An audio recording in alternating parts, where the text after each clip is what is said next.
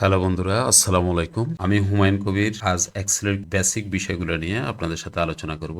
Excel আমাদের দৈনন্দিন জীবনের হিসাব নিকাশকে অনেক সহজ করে দিয়েছে। আপনি যদি এক্সেলের কাজগুলো ভালোভাবে জানেন তাহলে ওয়ার্ডের অনেক কাজ আপনি এক্সেলে করতে পছন্দ করবেন। অনেকে এক্সেলের সূত্রগুলোকে ঝামেলা মনে করে, আসলে একটু মনোযোগ সহকারে দেখলে অনেক সহজেই এক্সেল শিখা ও বোঝা যায়। এক্সেলের বেসিক বিষয়গুলো যদি ভালোভাবে বুঝতে ও শিখতে পারেন তাহলে অ্যাডভান্স লেভেলে সহজে এক্সেল শিখতে পারেন। এখন এক্সেলের বেসিক বিষয়গুলো আপনাদেরকে দেখাবো কিভাবে করতে হয়। এখন আমরা দেখবো এক্সেলে কিভাবে যোগ, বিয়োগ, গুণ, ভাগ এইসব কাজগুলো করা যায়। এখানে আমি একটা ডাটাবেস তৈরি করে রেখেছি। এখানে কিছু স্টুডেন্টের তিনটে বিষয়ের নাম্বার দেওয়া আছে। এই নাম্বারগুলোকে আমরা যোগ করে দেখাবো কিভাবে যোগ করতে হয়। আমরা প্রথমে এখানে যোগের কাজটা দেখবো। যোগের কাজ দেখার জন্য এখানে আমরা টুয়েলভ দেবো। টুয়েলভ দেওয়ার পরে লিখবো সাম। এখানে ডাবল ক্লিক করলে সাম চলে আসবে। তারপর আমরা যেটুকু করতে চাচ্ছি সেটুকু আমরা সিলেক্ট করব। আমরা এই তিনটা বিষয় সিলেক্ট করলাম। সিলেক্ট করে ইকুয়াল টু প্রেস করব, তাহলে এই তিনটা বিষয়ের যোগ এখানে চলে আসবে। যোগটা আমরা এইভাবেই সাধারণত করে থাকি। এছাড়াও আমরা আরেক পদ্ধতিতে করতে পারি। আমি এখানে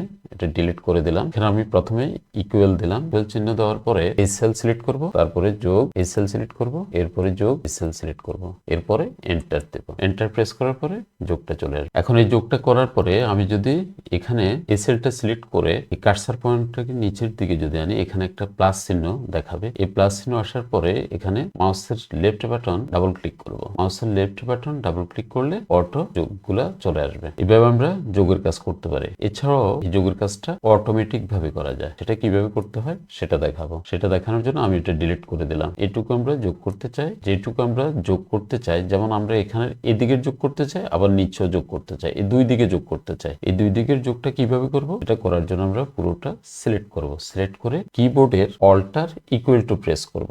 অল্টার ইকুয়াল টু প্রেস করার সাথে সাথে দুই দিকে কিন্তু অটোমেটিক যোগ হয়ে গেল। হ্যাঁ, অনেক সুন্দর। এভাবে আমরা অতি সহজেই যোগের কাজটা করতে পারি। তো আমরা এইভাবে যোগের কাজ শিখলাম। এখন আমরা বিয়োগের কাজ কিভাবে করব সেটা শিখবো। সেজন্য এগুলো ডিলিট করে দিচ্ছি। এখানে বিয়োগের কাজ করতে হলে আমি যদি এখানে ম্যাথ থেকে ইংলিশে কত নাম্বার বেশি পেয়েছি সেটা যদি দেখতে চাই, তাহলে এখানে আমি বিয়োগের কাজটা করব। এখানে প্রথমে ইকুয়াল টু সাইন কল করব, এই সেলটা সিলেক্ট করব, তারপরে মাইনাস, এরপরে এই সেলটা সিলেক্ট করব, এন্টার দেব। তাহলে এইভাবে আমি বিয়োগের কাজটা করতে পারি। এখানে দেখেন এই মাউস পয়েন্টটা যদি আপনি এই সেলকে যদি সিলেক্ট করেন তাহলে এখানে কিন্তু উপরে দেখা যাবে এখানে কোন সেল থেকে কোন সেল মাইনাস করা হয়েছে, এটা এখানে দেখাবে। অর্থাৎ এই সেল থেকে এই সেল যদি মাইনাস করি তাহলে এভাবেই আমরা বিয়োগের কাজটা করতে পারি। এবার আমরা দেখব গুণের কাজ কিভাবে করতে হয়। আমি এই সেলটা সিলেক্ট করব, এখানে ইকুয়াল টু দেব, ইকুয়াল টু প্রেস করে এই সেল সিলেক্ট করলাম, কিবোর্ড থেকে গুণ চিহ্নটা প্রেস করব, তারপরে এই সেলটা সিলেক্ট করলাম, এন্টার দিলাম। অর্থাৎ এই দুইটা যদি গুণ করি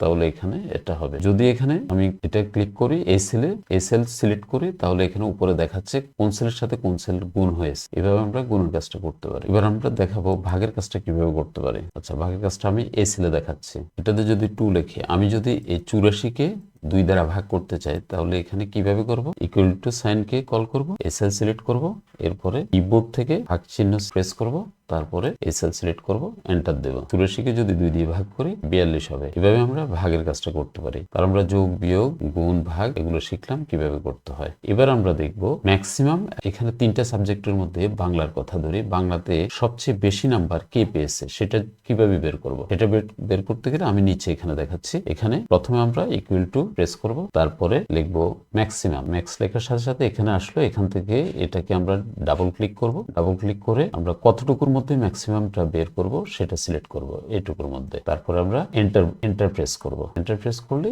এখানে ম্যাক্সিমাম নাম্বার হলো 89, সেটা দেখাচ্ছে। একইভাবে আমরা এই সেলে যদি ইংলিশে সবচেয়ে কম নাম্বার কে পেয়েছে সেটা যদি বের করতে চাই, অর্থাৎ মিনিমাম বের করতে গেলে আমরা একই রকম এখানে আমরা ইকুয়াল টু কে প্রেস করব, তারপরে মিনি লিখবো। মিনি লেখার পরে এখানে আমরা এটাকে ডাবল ক্লিক করব, কতটুকুর মধ্যে আমরা মিনিমাম বের করতে চাচ্ছি সেটুকু সিলেক্ট করব। সিলেক্ট করে কিবোর্ডের এন্টার প্রেস করব। তাহলে এখানে মিনিমামটা হলো ইংলিশে সবচেয়ে কম নাম্বার 54, এটা দেখাচ্ছে। এটা হলো মিনিমাম। ম্যাক্সিমাম এবং মিনিমাম কিভাবে বের করতে হয় সেটা আমরা দেখলাম। এবার আমরা দেখব কাউন্ট কিভাবে বের করতে হয়, অর্থাৎ সংখ্যা। আমরা এখানে যে ম্যাথ সাবজেক্টটা আছে এখানে কতজন পরীক্ষা দিল, কতজনের নাম্বার এখানে আছে সেটা বের করতে গেলে কাউন্ট পদ্ধতিতে বের করতে হয়। আমরা ইকুয়াল টু কে প্রেস করব, তারপরে লিখব কাউন্ট, ডাবল ক্লিক করব, তারপর আমরা এটুকু সিলেক্ট করব এবং এন্টার প্রেস করব। তাহলে এখানে 10 জনের কাউন্ট চলে আসলো। এভাবে আমরা কাউন্ট বের করতে পারি। একইভাবে আমরা কাউন্টও বের করতে পারি। এখানে আমি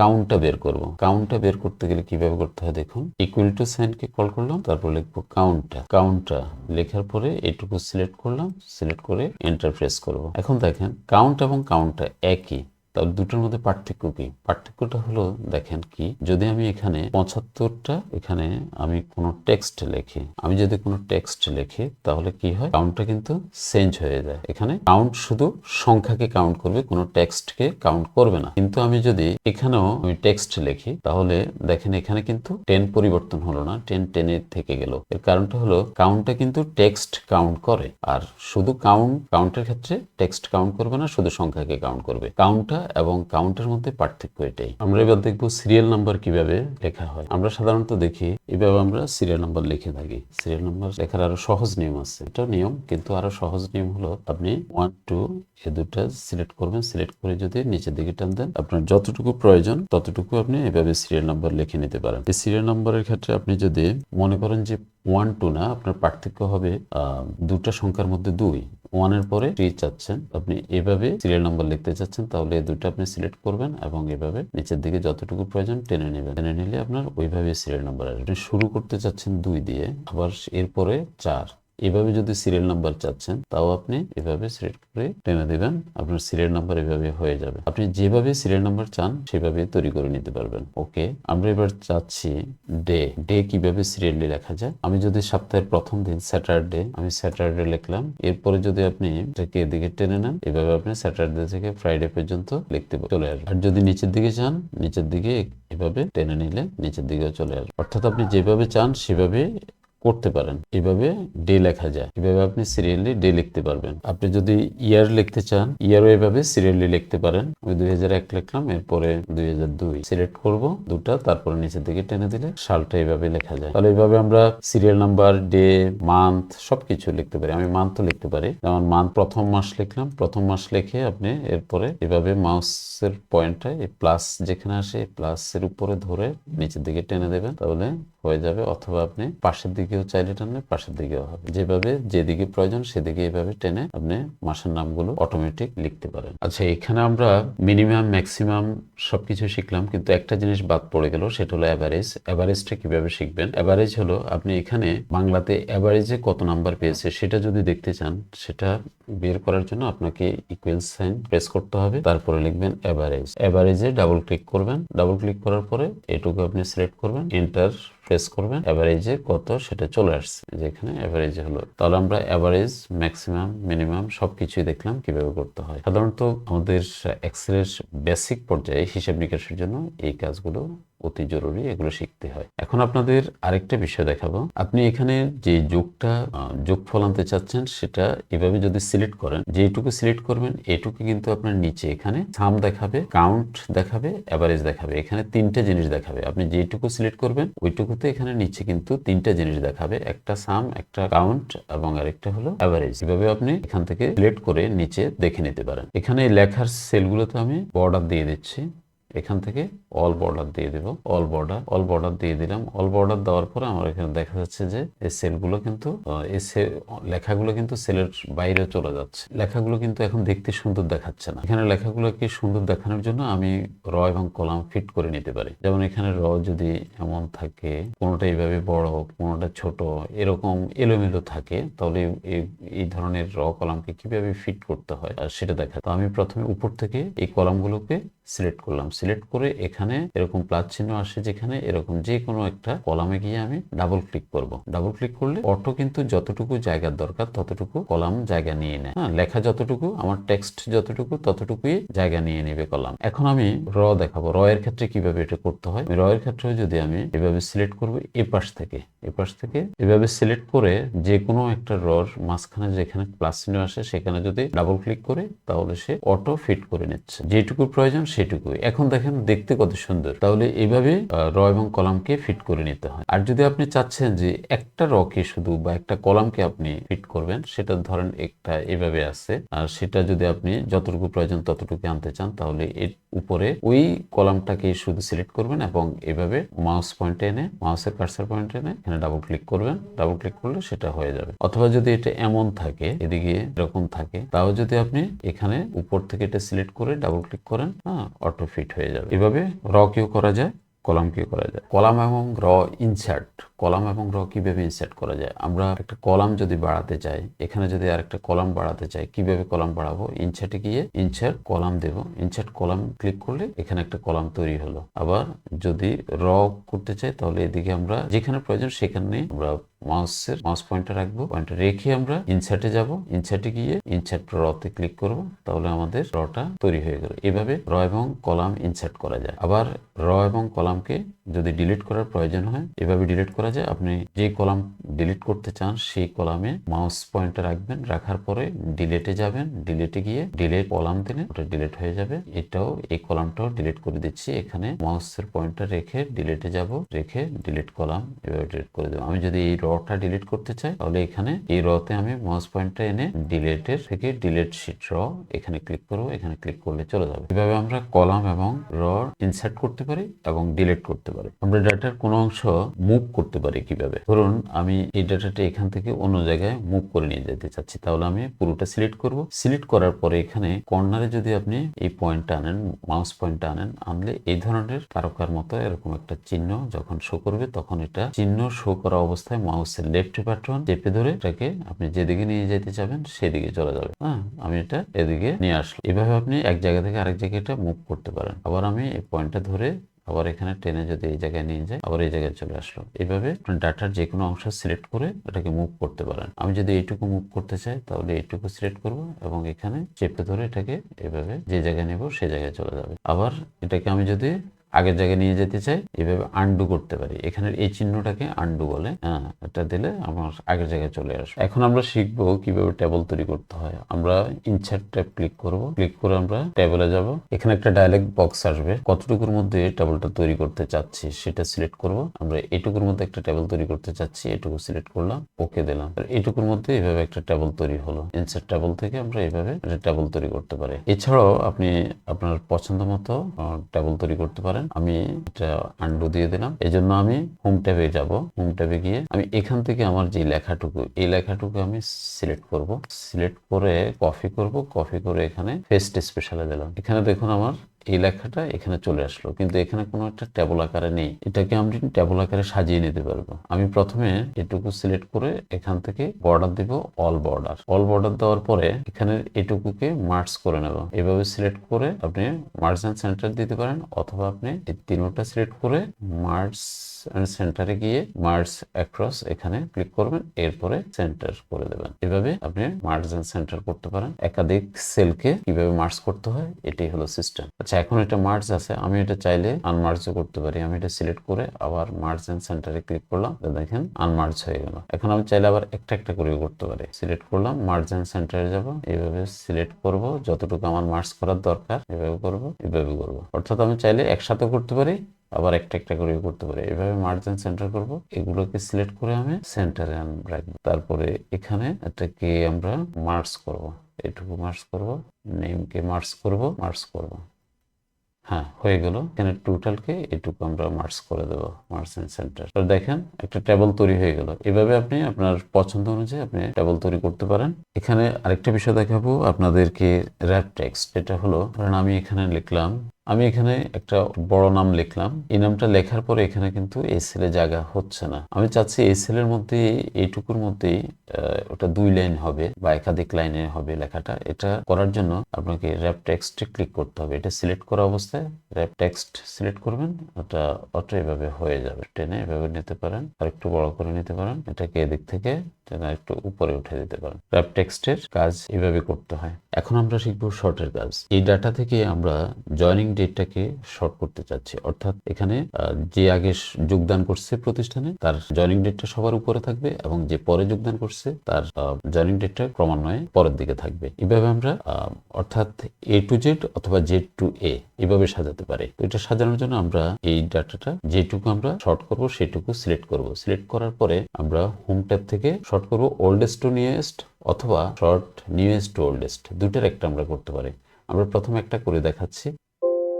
এটা দেখানোর পরে এখানে এক্সপ্যান্ড দ্য সিলেকশন, এটা যদি সিলেকশন করা থাকে তাহলে আপনার এই জয়নিং ডেট চেঞ্জ হওয়ার সাথে সাথে এটার সাথে রিলেটেড অন্য ডেটাগুলো চেঞ্জ হয়ে যাবে। আর যদি আপনি চাচ্ছেন না শুধু এই কলামটাই শর্ট করবেন, এর সাথে রিলেটেড কোনো বিষয় আর শর্ট হবে না, তাহলে আপনাকে এটা সিলেক্ট করতে হবে। নিচে continue with the current selection এটাকে সিলেক্ট করতে হবে। আমরা চাচ্ছি এখানে জয়নিং ডেট চেঞ্জ হওয়ার সাথে সাথে রিলেটেড অন্য ডেটাগুলো চেঞ্জ হবে, এই জন্য আমরা এটা সিলেক্ট করব এবং শর্টে ক্লিক করব। ক্লিক করার সাথে সাথে দেখেন পুরাতন জয়নিং ডেট উপরে এবং ক্রমান্বয়ে নতুন জয়নিং ডেটগুলো নিচের দিকে আছে, এর সাথে রিলেটেড অন্য ডেটাগুলো সব চেঞ্জ হয়ে গেছে। আপনার জয়নিং ডেট ছাড়াও আপনি যদি চান নামকে শর্টেজ করতে তাও পারবেন। আমি এটা আন্ডু দিয়ে দিলাম। আন্ডু দিয়ে আমি আবার দেখাচ্ছি এখানে যে নামগুলো আছে এই নামগুলো সিলেক্ট করলাম। সিলেক্ট করার পরে এখান থেকে আমরা A to Z shortage click করব।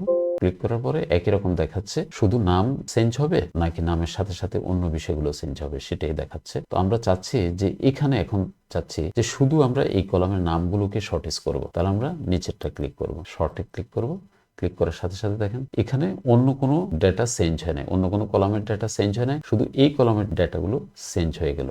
এখানে নামগুলো A থেকে Z সাজানো হয়ে গেল। এভাবে আমরা চাইলে প্রয়োজন মতো আমরা শর্টেজ করতে হবে। আমি এটা আন্ডু করে দিলাম। এবার আমরা দেখবো ফিল্টারের কাজটা। ফিল্টার হলো আপনি এখান থেকে ধরুন এই ডাটাটা থেকে এখানে চাচ্ছেন এখানে ওয়ার্কিং ডে, এই ওয়ার্কিং ডে থেকে 22 কর্মদিবস অথবা 20 কর্মদিবস কয়জনের সেটা আপনি বের করতে চাচ্ছেন। সেটা বের করার জন্য এটা সিলেক্ট করে ফিল্টারে যাবেন। ফিল্টার করার পরে এখানে এই ধরনের একটা ড্রপ ডাউন চিহ্ন আসবে। এই চিহ্নতে আপনি ক্লিক করলে এখানে আপনি অল সিলেক্ট আছে, অল সিলেক্ট থেকে আপনি যেটা চাচ্ছেন সেটা যদি আপনি বের করতে চান তাহলে অল সিলেক্টে আবার ক্লিক করবেন। ক্লিক করলে সবগুলো টিক চিহ্ন চলে যাবে। এখন আপনি যদি চাচ্ছেন 20 কর্মদিবস কয়জনের আছে তাহলে এখানে আপনি 20-এ ক্লিক করবেন এবং ওকে ক্লিক করবেন। আপনাকে 20 কর্মদিবস যে কয়জনের সেই কয়জনের ডেটা শো করবে। আবার যদি আপনি অন্যটাও চান, আপনি 20-এর সাথে ধরেন 22 কর্মদিবসও চাচ্ছেন, দুইটা চাচ্ছেন, তাহলে ক্লিক করুন। ক্লিক করলে 20 এবং 22 কর্মদিবস গুলোই এখানে শো করবে। আর এখন যদি আপনি ফিল্টার উঠিয়ে দিতে চান তাহলে আবার ফিল্টারে যাবেন, ফিল্টারে গিয়ে ফিল্টারে ক্লিক করবেন, ফিল্টার উঠে যাবে। এভাবে আপনি ফিল্টারের কাজ করতে পারেন। ফিল্টারের আরো অনেক কাজ আছে, ফিল্টার নিয়ে ভিডিও করলে প্রায় আধা ঘন্টার ভিডিও তৈরি করা যাবে। পরবর্তীতে আমি সে সম্পর্কে একটা ভিডিও তৈরি করব। এখন আমি দেখাবো কিভাবে র অথবা কলামকে হাইড করা যায়। ধরুন আপনি কোনো একটা ডাটা এখানে হাইড করতে চাচ্ছেন, কারণ এখানে এই ডাটাটা এই রটা আপনি হাইড করতে চাচ্ছেন, যে র হাইড করতে চাচ্ছেন সেই রতে কার্সার রেখে আপনি ফরম্যাটে যাবেন। ফরম্যাটে গিয়ে ভিজিবিলিটি, এখান থেকে হাইড অ্যান্ড আনহাইডে গিয়ে আপনি হাইড রজ এখানে ক্লিক করবেন। ক্লিক করলে ওই রটা হাইড হয়ে যাবে। আবার আপনি যদি সেটা আনহাইড করতে চান আবার ফরম্যাটে যাবেন, ফরম্যাটে গিয়ে ভিজিবিলিটি থেকে এখান থেকে আনহাইড রজে ক্লিক করবেন, এটা আনহাইড হয়ে গেল। যদি এইভাবে আপনি কোনো কলামকে হাইড করতে চান তাহলে যে কলাম হাইড করতেন সেই কলামে কার্সার রেখে ফরম্যাটে যাবেন, হাইড আনহাইডে গিয়ে হাইড কলামস। আবার যদি এটাকে আনহাইড করতে চান তাহলে আবার এখানে গিয়ে আনহাইড কলাম ক্লিক করবেন, আনহাইড হয়ে গেল। এভাবে কলাম অথবা র হাইড অথবা আনহাইড করা যায়। এবার আমি দেখাবো একই সেলের ভিতরে টেক্সটকে 2 বা ততোধিক লাইনে কিভাবে সাজানো যায়। ধরুন আমি এখানে একটা টেক্সট লিখলাম, my name is Humayun Kabir. এই লেখাটাকে আমি চাচ্ছি একটা সেলের ভিতরে রাখতে। একটা সেলের ভিতরে এটা কিভাবে ততোধিক লাইনে 2 বা ততোধিক লাইনে সাজানো যায়। তাহলে আমি যদি এখানে কলামটাকে আরেকটু বড় করে নিলাম এবং এটুকু আমি বর্ডার দিয়ে নিলাম। বর্ডার দেওয়ার পরে আমি এই টেক্সটটাকে একাধিক লাইন করতে চাচ্ছি। আমি চাচ্ছি যে মাই নেম ইজ এর পরে হুমায়ুন কবিরটা দ্বিতীয় লাইনে আসবে। তাহলে আমি এখানে কার্সার পয়েন্টটা রেখে কিবোর্ড থেকে অল্টার এন্টার প্রেস করব। অল্টার প্লাস এন্টার প্রেস করলে এটা দ্বিতীয় লাইনে চলে আসবে। এভাবে আমরা সেলের ভিতরে একই সেলের ভিতরে একাধিক লাইন তৈরি করতে পারি। অর্থাৎ আপনি যেই টেক্সটের যে অংশ থেকে আপনি দ্বিতীয় লাইন করতে চাচ্ছেন সেইটুকুতে কার্সার পয়েন্টটা রেখে কিবোর্ড থেকে অল্টার এন্টার প্রেস করবেন। এবার আমি দেখাবো কিভাবে সেলকে ব্লক করতে হয়। এখানে কিছু পণ্যের এমআরপি দেওয়া আছে, এমন এমআরপি থেকে এখানে ডিসকাউন্ট প্রদান করা হবে, গড়ে 15% হারে ডিসকাউন্ট প্রদান করা হবে। 15% ডিসকাউন্ট দেওয়ার পরে নেট প্রাইস কত থাকবে সেটা এখানে আসবে। এখানে আমি ডিসকাউন্টটা কিভাবে আসবে, অটো চলে আসবে সেটা দেখা। এই জন্য একটা সেলকে কিন্তু ব্লক করব। আমি এখানে সূত্র লেখার জন্য ইকুয়াল টু কল করলাম, ইকুয়াল টু প্রেস করার পরে এই সেলের উপরে 15% ধরবো গুণ এই সেলটাকে লিখব। এখানে এই সেলটা লেখার পরে আমি এই সেলটাকে ব্লক করব। এই সেলটা ব্লক করতে হয় কিভাবে দেখুন, এখানে এই সেলটার নাম হলো I2 কে ব্লক করতে গেলে আইর আগে আমি একটা ডলার চিহ্ন দিব এবং আইর পরে আরেকটা ডলার চিহ্ন দেব। কিবোর্ডের পোর্ট থেকে আপনি দিতে পারেন। আমি এটা দুই পাশে ডলার চিহ্ন দিয়ে এটাকে ব্লক করলাম, ব্লক করে এন্টার দেব। এন্টার দেওয়ার পরে এখানে এটা চলে আসলো এবং এটা ধরে আমি যদি নিচের দিকে টেনে নিই অথবা এখানে ডাবল ক্লিক করে এই চিহ্নটাতে এখানে যখনই প্লাস চিহ্ন আসবে তখনই যদি আমি ডাবল ক্লিক করে তাহলে নিচে কিন্তু অটোমেটিক চলে আসবে। এভাবে আমি একটা সেলকে ব্লক করে দিতে পারি। যদি সেলটা যদি ব্লক না হতো তাহলে এভাবে করা যেত না। ধরুন আমি এই সেলে একই রকম দেখাচ্ছি যে ডিসকাউন্ট এভাবে যদি ব্লক না করে আনি তাহলে কি হয়। আমি যদি এখানে ইকুয়াল টু কল করে এবং এসএল সিলেক্ট করে ইনটু আমি এটা সিলেক্ট করলাম, এন্টার দিলাম। এখানে কিন্তু একটা আসলো, কিন্তু আমি যখন এটাকে নিচে টেনে নিচে আনবো তখন কিন্তু এটা সঠিকভাবে আসবে না, সব এলোমেলো হয়ে যাবে। এই জন্য আমি এই সেলটাকে ব্লক করতে হবে। আমি ডিলিট করে দিলাম। এই সেলটা যদি ব্লক না থাকে তাহলে সঠিক হিসাবটা আসবে না। শুধু একটা সেলের জন্য হলে ব্লক করার প্রয়োজন নেই, কিন্তু আমি যখন একাধিক সেলে এই তথ্য নিব তখন আমাকে অবশ্যই ব্লক করতে হবে এই সেল। এখন আমি যদি এখানে 15% এর জায়গায় এটাকে 20% করে দিই, এটা অটো কিন্তু এখানে চেঞ্জ হয়ে যাবে সব। এবং এখানে এমআরপি থেকে ডিসকাউন্ট বাদ দিয়ে নেট প্রাইস আমি বের করব। তার জন্য equal to SL minus enter, তারপরে এখানে ডাবল ক্লিক করব, অটো ডিসকাউন্ট দেওয়ার পরে নেট প্রাইস বের হয়ে গেল। এভাবে আমরা এক্সেলের বেসিক কাজগুলো করতে পারি। এই বেসিক কাজগুলো যদি আমরা ভালোভাবে শিখতে পারি তাহলে আমরা অ্যাডভান্স লেভেলের কাজগুলো অতি দ্রুত আমরা বুঝতে পারবো, শিখতে পারবো। আশা করছি আপনারা আমার এই ভিডিও থেকে এক্সেলের বেসিক কাজগুলো বুঝতে পারছেন। পরবর্তীতে আমি অ্যাডভান্স লেভেলের কাজগুলো নিয়ে আরো ভিডিও তৈরি করব। আর আমার ভিডিও তৈরি করার জন্য প্লিজ আমাকে সাবস্ক্রাইব করবেন, সাবস্ক্রাইব করে আমাকে উৎসাহ প্রদান করবেন। Please subscribe my channel. Thank you, ধন্যবাদ সবাইকে।